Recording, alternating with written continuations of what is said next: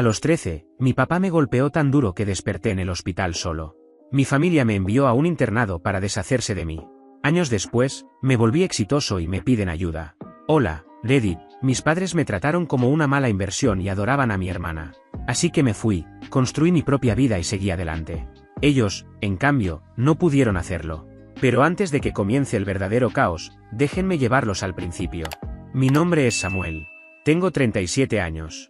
Dirijo una firma de análisis forense digital especializada en evidencia de audio. Supongo que pasar toda tu infancia siendo manipulado psicológicamente te vuelve obsesivo con la documentación. Una noche, Elena y yo estábamos sentados en el porche trasero. Ella tenía una copa de vino, yo, café. El sol se estaba poniendo. Había silencio.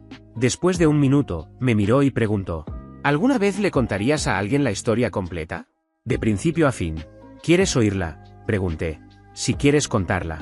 Miré la casa, el jardín que habíamos construido, la vida que levantamos sin ellos. Sí, dije, te la contaré. Entré, abrí el cajón inferior de mi oficina y saqué la grabadora. La misma grabadora de $3 que compré en una venta de garaje y que me acompañó hasta Vermont. No la había usado en años. Volví afuera y la puse sobre la mesa, entre nosotros. Elena asintió hacia el aparato. ¿Para qué es eso? ¿Cierre emocional, quizá? Documentación, respondí. Es un hábito. Soporte emocional de plástico. Ella sonrió. Empieza cuando estés listo. Presioné el botón de grabar. La luz roja se encendió. Tenía 13 años cuando entendí que mi familia había asignado roles, y a mí me había tocado el peor. Valeria era el producto estrella. Yo era la responsabilidad. Todo lo demás era control de daños. En ese entonces, yo solo era un chico con una grabadora barata. Empecé grabando sonidos ambientales, lluvia, tráfico, pasos.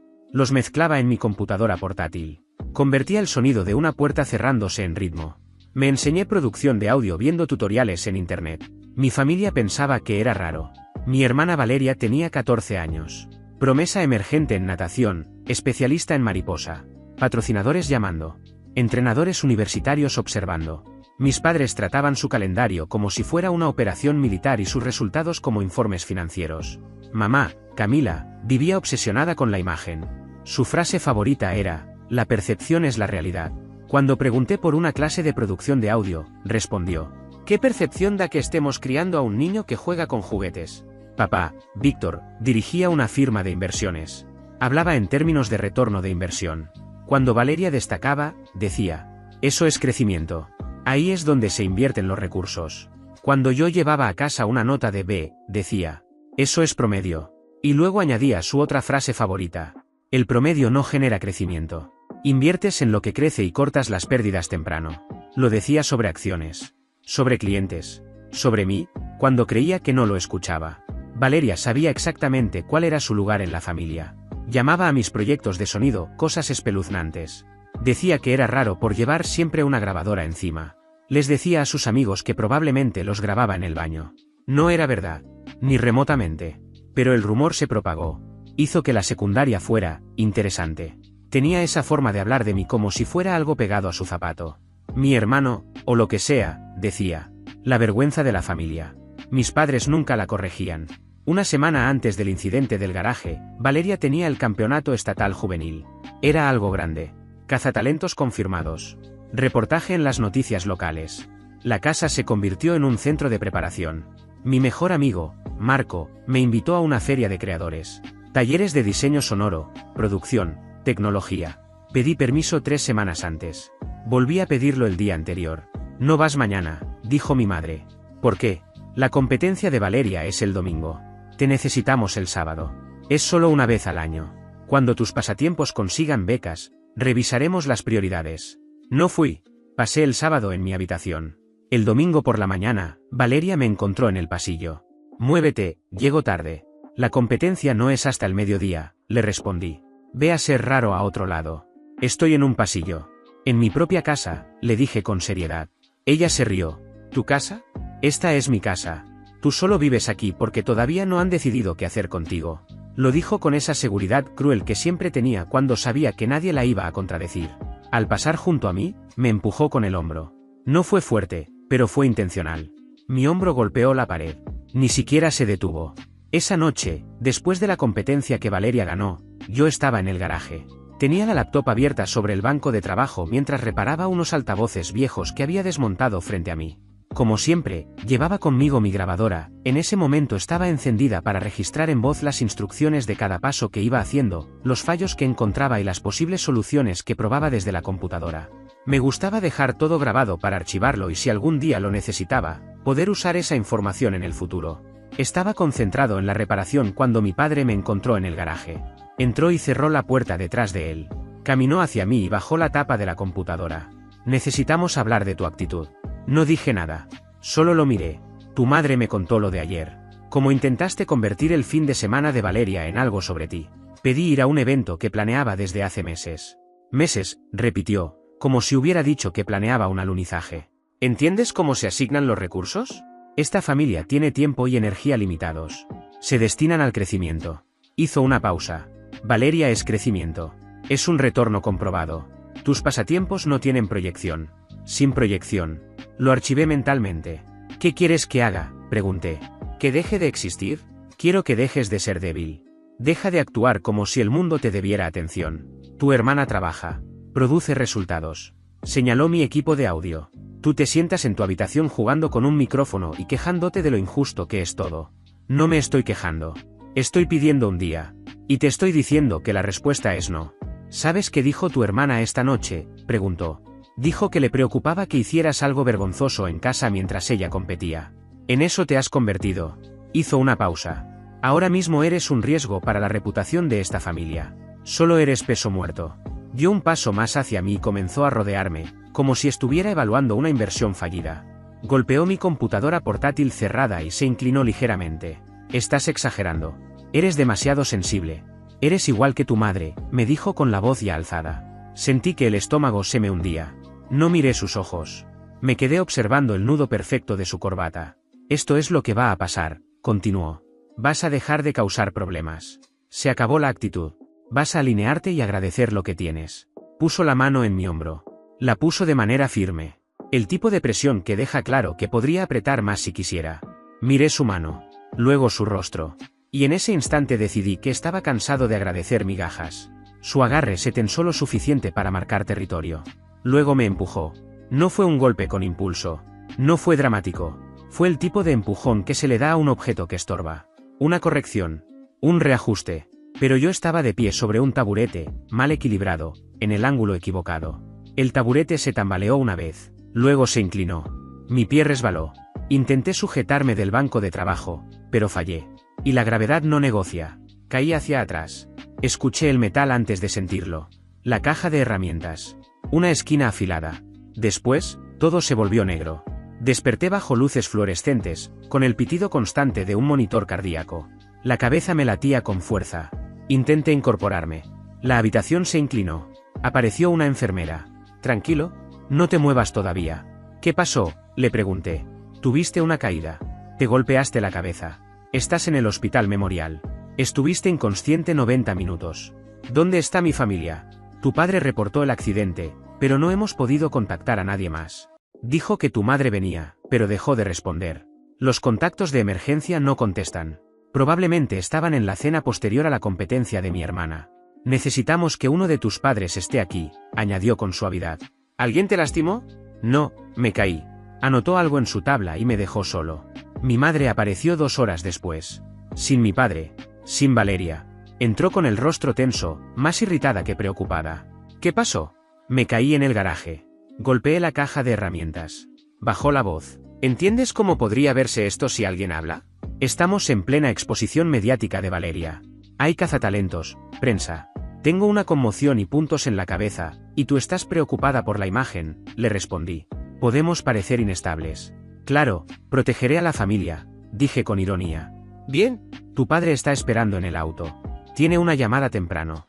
Llamó a la enfermera y al médico para acelerar el alta. Ellos le explicaron los medicamentos y las indicaciones que debía seguir durante los próximos días. Mi madre solo asentía y les pedía que se apuraran. Cuando salíamos del hospital, empecé a repasar todo lo que había ocurrido. La actitud de todos. El silencio. La versión conveniente. Me detuve y la miré. No tropecé, mamá. Se quedó inmóvil. ¿Qué? ¿Cómo? Víctor me empujó. Su rostro perdió color. Eso no fue lo que pasó. Es exactamente lo que pasó. Estás confundido. Tienes un traumatismo en la cabeza. No estoy confundido. Incluso si algo ocurrió, habría sido un accidente. Eso es ser padre, me respondió. Me llamó peso muerto, dijo que tenía una actitud inaceptable y que necesitaba aprender a respetar, y luego me empujó. ¿Basta? Esta conversación se terminó. Te caíste. Esa es la historia. Intenta convertirla en otra cosa y te vas a arrepentir. Me quedé anonadado por su respuesta fría. Sabía que mi madre no me quería mucho, pero aún así me dolió. Mi padre no entró al hospital. Ni siquiera salió del auto cuando llegamos a casa. Solo nos dejó allí. Mi madre me acompañó hasta la puerta. Ve directo a la cama. Subí a mi habitación, cerré con llave y me senté en la cama. Saqué la grabadora del bolsillo y presioné reproducir. El audio era bajo, pero claro. La voz de Víctor, mi padre. Tu hermana trabaja. Produce resultados. Tú te sientas en tu habitación jugando con un micrófono y quejándote de justicia. Luego mi voz. Solo estoy pidiendo un día. Y otra vez Víctor. He invertido 13 años en ti y no tengo nada que mostrar. Ninguna victoria. Ningún rasgo distintivo. Ninguna proyección. Si fueras una posición en mi portafolio, te habría liquidado hace años. Un silencio. El empujón. El taburete raspando el suelo. El impacto.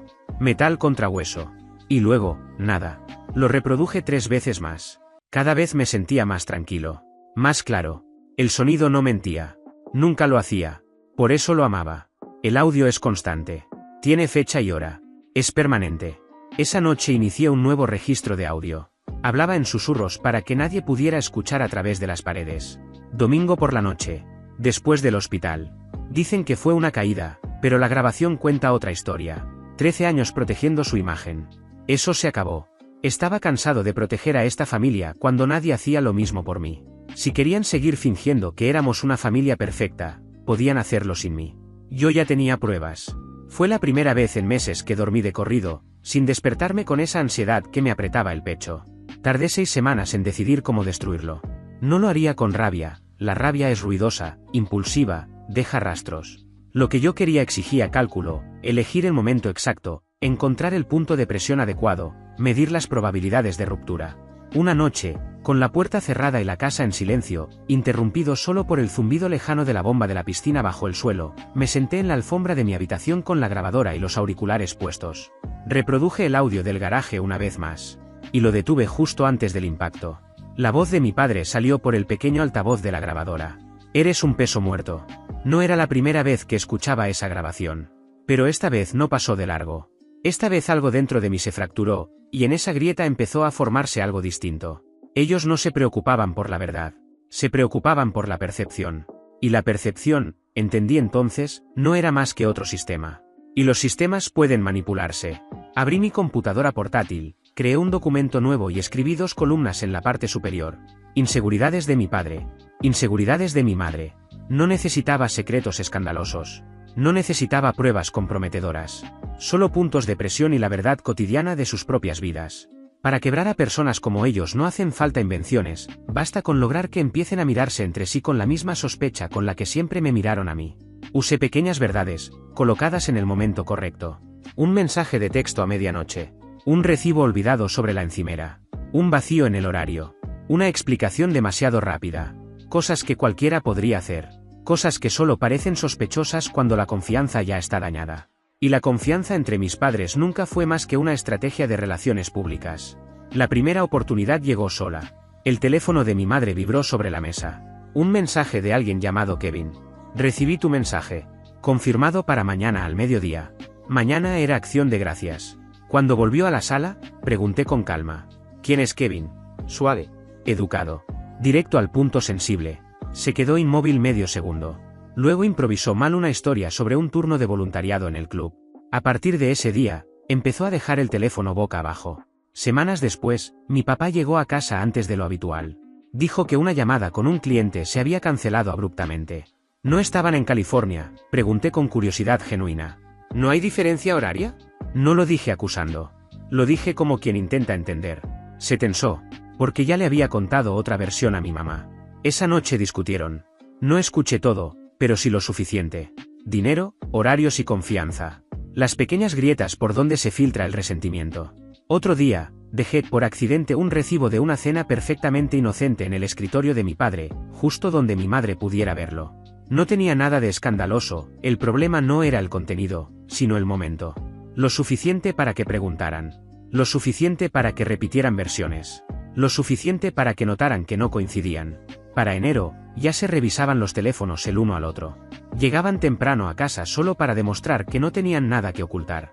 Empezaron a dormir en habitaciones separadas, las discusiones se habían vuelto demasiado frecuentes. Ni siquiera ellos sabían si realmente había una infidelidad o si todo era producto de la desconfianza que había crecido entre los dos. Comenzaron a mirarse sin el filtro de la marca familiar que antes suavizaba y justificaba todo. Cuando un matrimonio se sostiene sobre la imagen, hasta la mancha más pequeña termina pareciendo una grieta estructural. Valeria, mi hermana, notó la tensión de inmediato y la detestó. Sus tiempos en natación empezaron a empeorar. No toleraba que algo no girara en torno a ella. Primero culpó a ambos padres. Luego me culpó a mí. Era predecible. A mediados de febrero escuché a Víctor gritarle a Camila a través del conducto de ventilación. ¿Quién es él? Camila respondió. ¿Y quién es ella? La inseguridad los estaba devorando desde dentro. No hubo un gran escándalo. Tampoco una traición confirmada. Si alguno había sido infiel, yo no podría decirlo. Pero eso ya no importaba. Yo había sembrado el caos. Lo suficiente para que empezaran a desconfiar, para que se miraran como amenazas y no como aliados. A veces no hace falta una infidelidad real. Basta con la duda. Mi madre intentó terapia familiar cuando Valeria amenazó con dejar las competencias. En las sesiones, Valeria habló sin parar sobre su estrés. El terapeuta me preguntó cómo me sentía. Bien, todo está bien.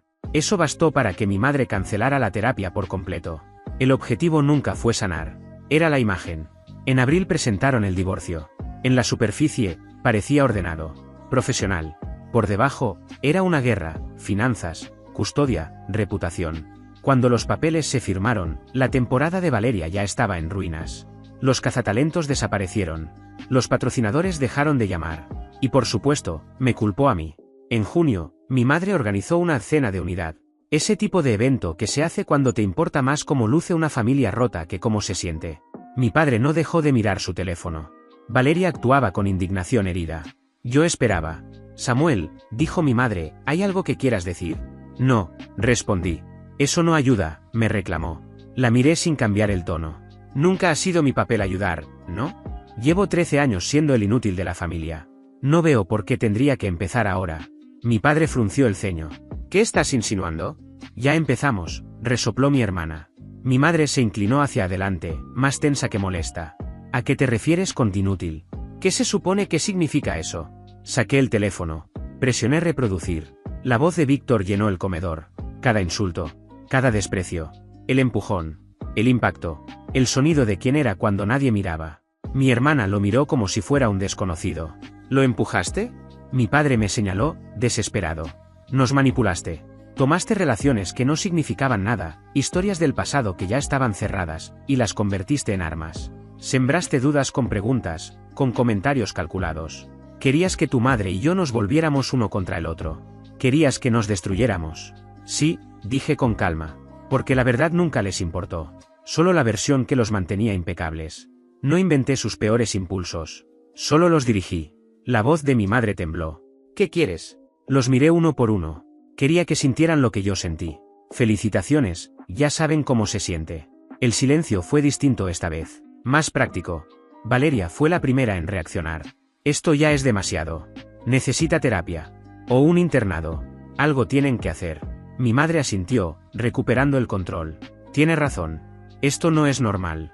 Necesitas estructura. Víctor se enderezó en la silla, como si estuviera cerrando una reunión. Lo resolveremos. Hay programas especializados. Un internado con disciplina. Sistemas claros. Y entonces lo supe, en ese momento ya habían decidido. Durante las semanas siguientes, dejaron de discutir entre ellos. El problema ahora era yo. Esa fue su tregua. Se reunían en el despacho con puertas cerradas. Hablaban en voz baja. Volvían a cenar juntos.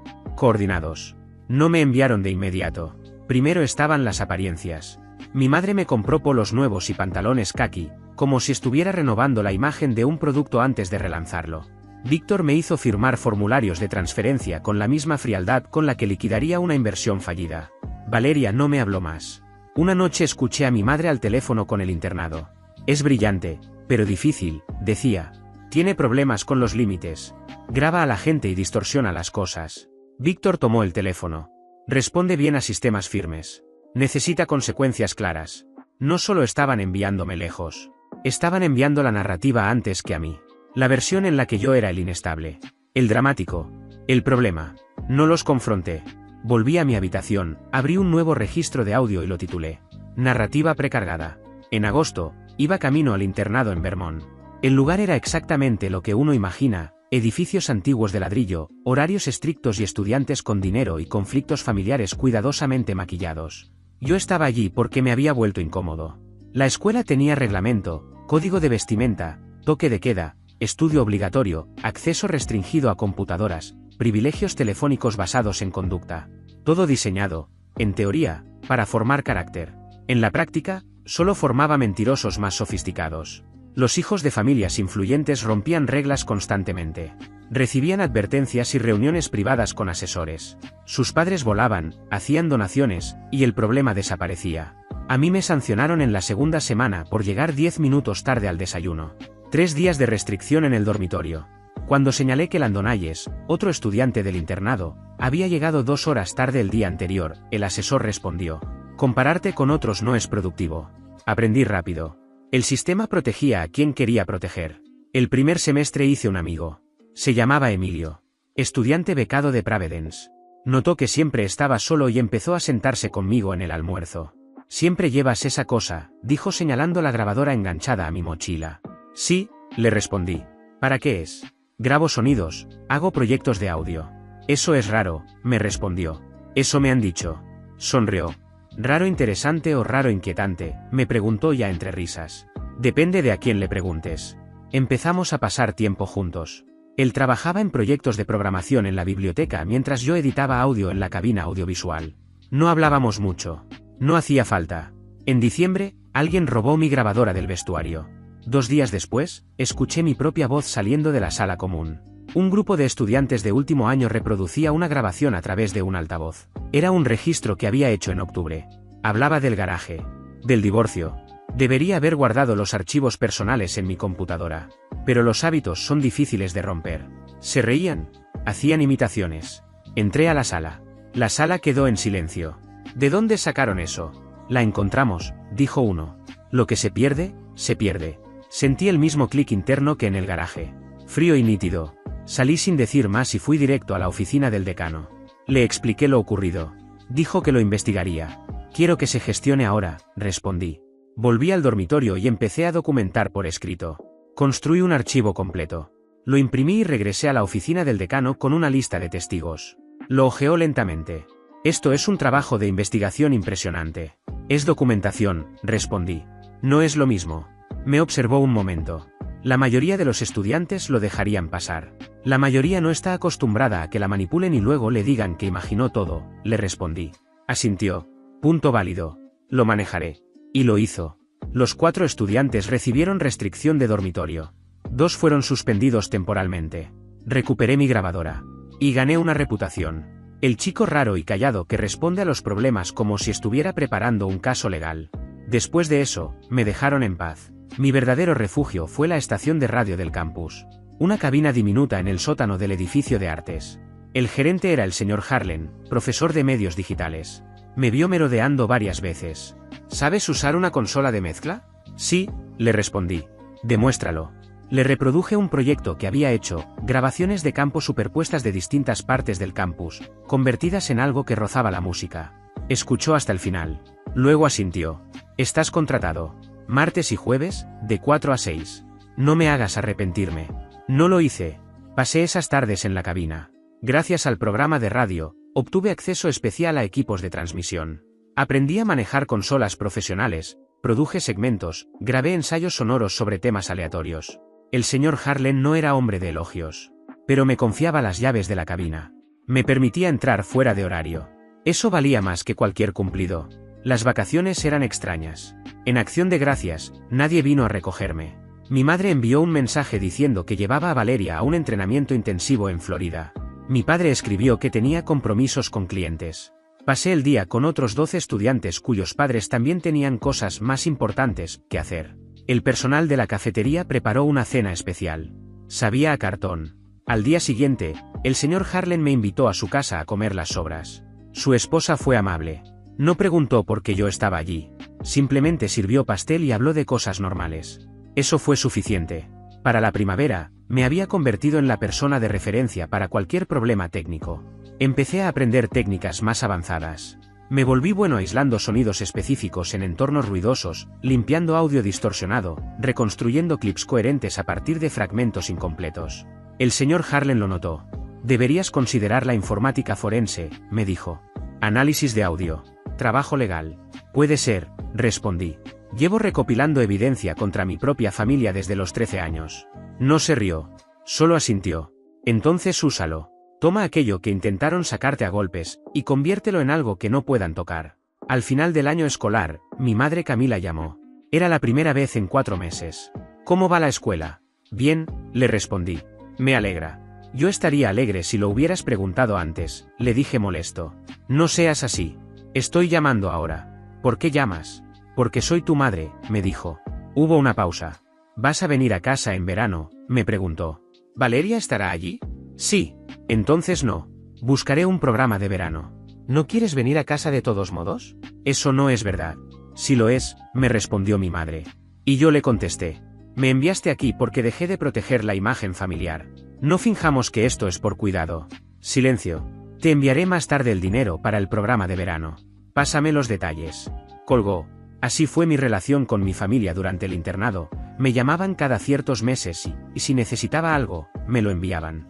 Lo suficiente para mantenerme tranquilo. Lo suficiente para mantener distancia.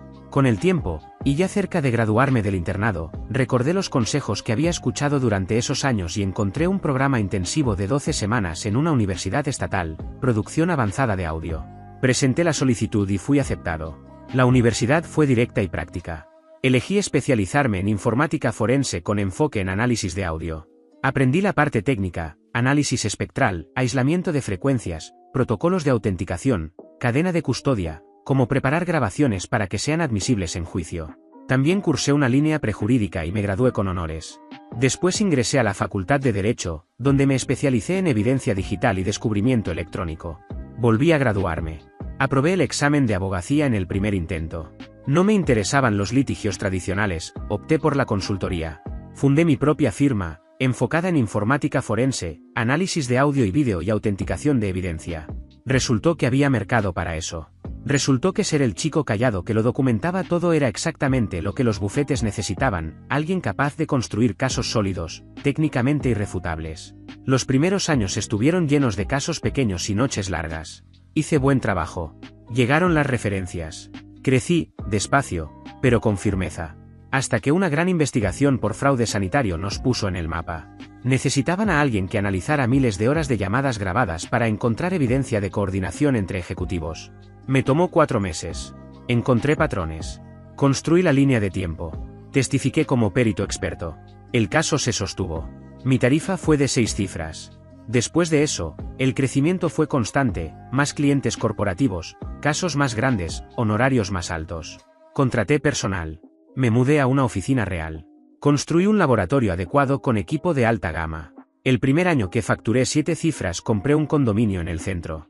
Aún así, me mantuve en silencio. No publiqué nada en redes. Solo trabajé. Conocí a Elena en un caso. Ella trabajaba en cumplimiento normativo para una empresa farmacéutica. Nos contrataron para analizar grabaciones dentro de una investigación interna. Era mi contacto directo, profesional, precisa, sin rodeos. Conectamos y empezamos con café entre reuniones. Luego cenas. 6 meses después, se mudó conmigo. Un año después, le propuse matrimonio. Dijo que sí sin dudar. Fue al planear la boda cuando mi familia descubrió que yo seguía existiendo. Los había bloqueado en todas partes. Cambié mi número 2 veces.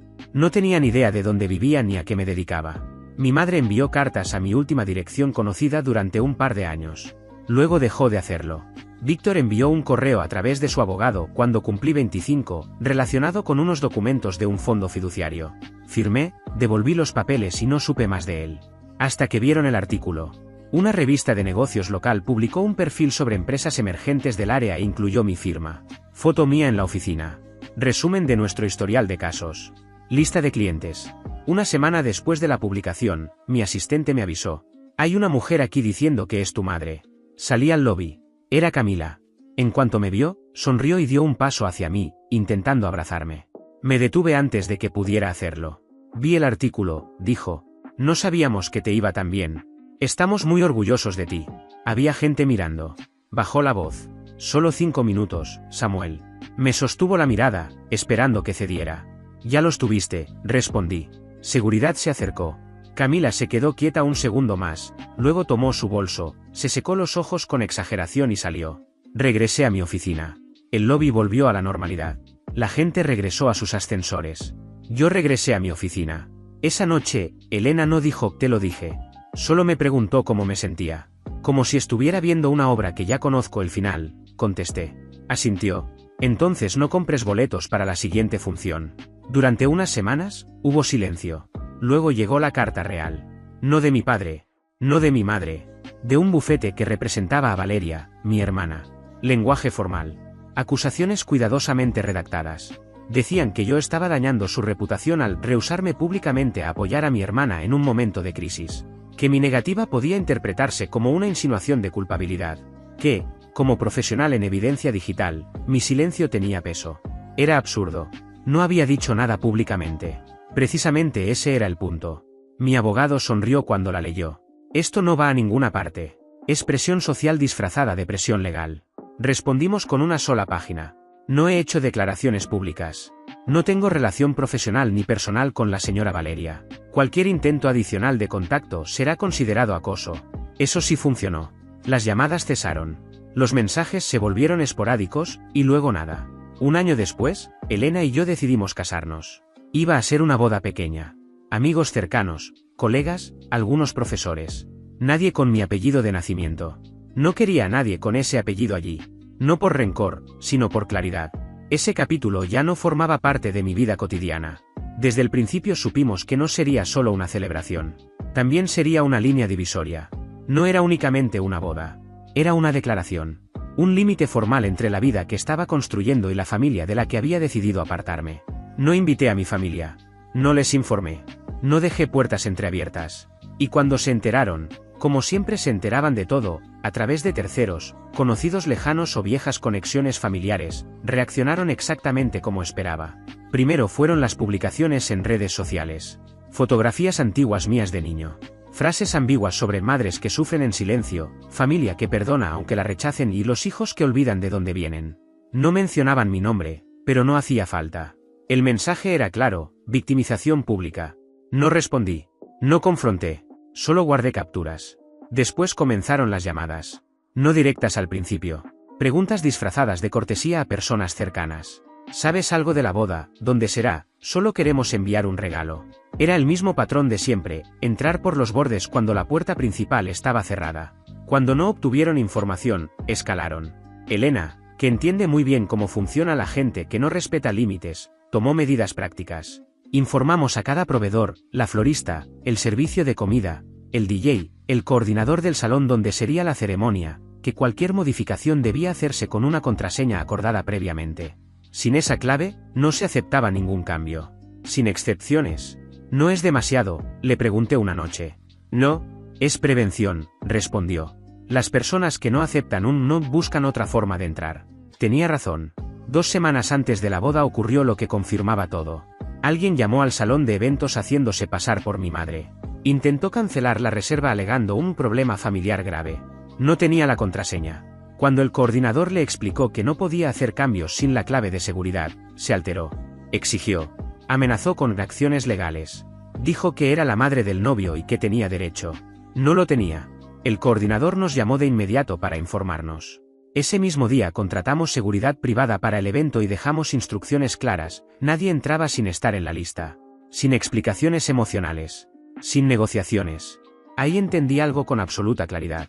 Las fronteras no se explican. Se aplican. Y mi familia nunca había respetado fronteras. Solo entendían consecuencias. 3 días antes de la boda, Valeria consiguió mi número. No sé cómo. Nunca lo supe. Contesté porque no reconocí el número. Hubo unos segundos de silencio al otro lado, como si estuviera preparando la escena. Samuel, dijo finalmente, con una voz calculadamente frágil. No respondió a mi silencio. Continuó. Primero intentó la culpa.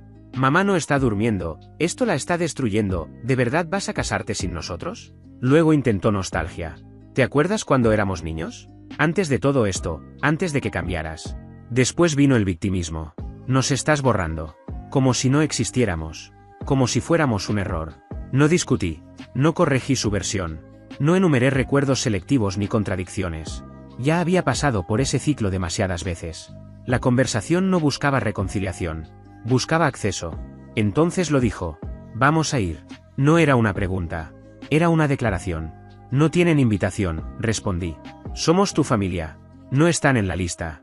Pude escuchar cómo cambiaba el tono. Se endureció. No puedes impedir que estemos en la boda de alguien de la familia. Ahí quedó claro. No era emoción. Era desafío. Respiré antes de responder. La seguridad tiene tu foto y la de mamá. Si aparecen, los retirarán. No habrá discusión. No habrá escena. No entrarás. Colgué. No bloqueé el número de inmediato. Dejé que el silencio hiciera su trabajo. Esa llamada no fue un intento de reconciliación. Fue una última prueba para ver si la frontera era real o simbólica. Y por primera vez, no era negociable. El día de la boda empezó temprano. No era solo emoción, era logística. Todo estaba medido. El fotógrafo llegó puntual. El cronograma impreso y distribuido. Micrófonos probados 2 veces. Sistema de grabación principal y respaldo funcionando. Lista de invitados revisada en la entrada. Seguridad con fotografías impresas de las 3 personas que no debían entrar. No era paranoia. Era prevención. Yo estaba terminando de vestirme cuando seguridad llamó al coordinador del evento. Faltaban 90 minutos para la ceremonia. Tenemos una situación en la entrada. Mi madre y mi hermana estaban allí. No gritaban todavía. No exigían todavía. Estaban en la fase inicial, apariencia de legitimidad. Somos la familia del novio, decía mi madre. No estaban en la lista. El encargado les explicó con calma que el acceso era solo para invitados confirmados. Mi madre comenzó a llorar, no de forma descontrolada, sino de manera medida, lo suficiente para atraer miradas. Valeria sostenía el teléfono en alto, grabando. No buscaban entrar discretamente, sino provocar una reacción que luego pudiera convertirse en un relato de humillación o expulsión familiar. Yo observaba desde una sala lateral a través de la cámara de seguridad interna. No bajé. Seguridad fue clara y profesional, sin invitación no hay acceso. Les pidieron retirarse. Se negaron, insistieron en que tenían derecho, mi madre elevó el tono y Valeria siguió grabando. Cuando cruzaron la línea hacia la confrontación directa, seguridad hizo lo estipulado y llamó a la policía. La patrulla llegó en pocos minutos. No hubo escándalo mayor. Solo luces reflejadas en el vidrio del salón de eventos y una conversación breve pero firme. Se marcharon. Respiré. Pensé que ahí terminaba. Me equivoqué. La ceremonia comenzó. Yo ya estaba esperando al final del pasillo, junto al altar. Elena apareció al otro extremo, acompañada por su padre. Caminaba serena. Sin caos detrás. Sin cámaras. Sin gritos. Avanzó hacia mí paso a paso. Cuando llegó, el ruido del mundo ya había quedado fuera. Solo quedábamos nosotros. Durante los votos prometí algo simple, protección sin posesión, lealtad sin condiciones estratégicas, amor que no se mide como una inversión. Nos declararon casados. No se sintió como una victoria sobre nadie, sino como el cierre natural de algo que llevaba años abierto. Durante la fiesta de posboda, mientras algunos invitados brindaban y otros conversaban, uno de los coordinadores se acercó con discreción. Hay otro asunto en la entrada. No era mi madre. No era Valeria. Era mi padre. Estaba de pie cerca del área de acceso principal, traje oscuro, postura recta, hablando con seguridad con el mismo tono que usaba en reuniones de trabajo. Controlado y seguro. Como si la situación pudiera resolverse por jerarquía. Necesito hablar con mi hijo. Solo 5 minutos, decía. Me vio acercarme. Samuel, volé hasta aquí. Esto no puede terminar así. No avancé más allá de la línea que marcaba el acceso restringido. Terminó cuando tenía 13, respondí. No levanté la voz. Intentó el argumento final. Después de todo, somos tu familia. Negué con la cabeza. La familia no intenta forzar la puerta cuando no la invitan. Eso es otra cosa. Se quedó en silencio un segundo. Evaluando. Estás cometiendo un error. No, respondí. Estoy corrigiendo uno antiguo. Seguridad le informó con firmeza que debía retirarse. No discutió con ellos. Me miró una última vez. Esto no termina aquí. Si terminó, dije. Solo llegaste tarde al final. Se fue, y esta vez no hubo lágrimas. No hubo cámaras. No hubo policía. Solo distancia. Cuando regresé al salón, la música seguía. Elena estaba riendo con una de sus amigas. La celebración no se había detenido. Nos fuimos 2 semanas de luna de miel. Apagamos los teléfonos. Dejamos los correos sin abrir. Caminamos por senderos sin nombre, con viento, silencio y tiempo suficiente para no pensar en nada más que en nosotros. Al regresar, los mensajes estaban allí. Amenazas veladas. Intentos torpes de contactar a clientes, de forzar conversación donde ya no había espacio. Nuestro abogado respondió una sola vez, con precisión y consecuencias claras. Después de eso, no insistieron más. Meses después, explotó en los medios un caso de dopaje donde la protagonista era mi hermana. Competía en natación de alto rendimiento, especializada en mariposa, con becas, patrocinadores y atención constante de la prensa deportiva. La investigación destapó controles irregulares, correos entre entrenadores y personal médico, y registros clínicos inconsistentes. Hubo sanciones, resultados anulados y una suspensión oficial. No fui parte. No comenté. No miré más allá de lo que cualquiera podía leer en los titulares. Entonces, tiempo después llegó una transferencia. Era el fondo fiduciario que mi padre había mencionado años atrás. El capital restante, liquidado. Sin mensaje. Sin explicación. Solo dinero y el mismo silencio de siempre. No supe si buscaba atención, si intentaba pedir perdón por el daño que me causó en el accidente cuando era niño, o si era simplemente una forma tardía de cerrar las cosas a su manera. No pregunté. Ya no necesitaba respuestas. Doné casi todo. El resto lo convertí en algo útil. Cerré el capítulo de la única forma que esa familia entendía, en números. 6 meses después, Elena y yo compramos una casa tranquila. 3 habitaciones. Un jardín. Un silencio que no exigía defensa. Instalé un pequeño estudio. Sigo grabando sonidos, pero ya no para protegerme. Ahora lo hago porque quiero. Antes grababa porque nadie me escuchaba. Ahora elijo el silencio.